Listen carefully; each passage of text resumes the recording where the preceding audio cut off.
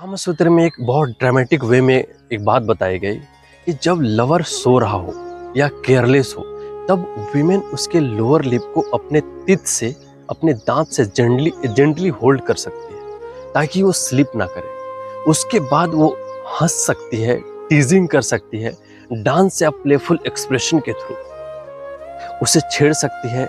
Eyebrow movements और rolling eyes के साथ एक नॉटी जोकिंग मूड में क्रिएट कर सकती है।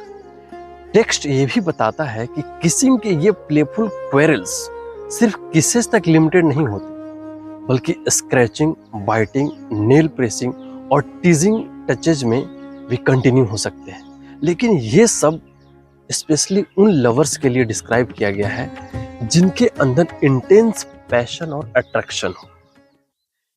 फिर different types of kisses explain किए गए हैं।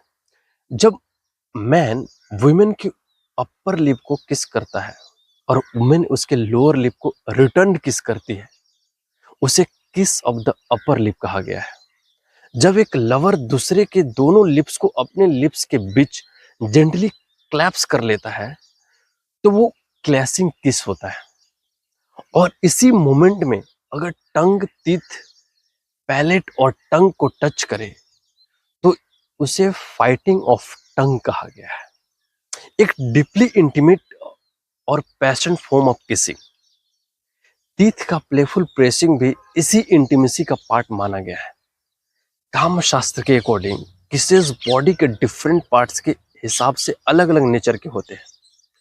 मॉडरेट, कॉन्ट्रैक्टेड, प्रेस्ड और सॉफ्ट, हर किस का अपना मूड और इमोशन होता है।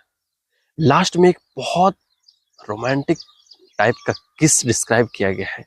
जब एक वुमेन अपने स्लीपिंग लवर के फेस को क्वाइटली देखती है और अपने डिजायर और लव को एक्सप्रेस करने के लिए उसे सॉफ्टली किस करती है, उसे किस दैट किंडल्स लव, इसे ये कहा गया है। ये किस सिर्फ फिजिकल इंटीमेसी नहीं, बल्कि साइलेंट लॉगिंग और इमोशनल अफेक्शन का सिंबल माना गया है। दोस्तों, आपको समझ आ रहा होगा कि कामसूत्र में कितना डीप तक सेक्स हो या फिर किस हो, इसके बारे में कितना डीप में बात किया गया है।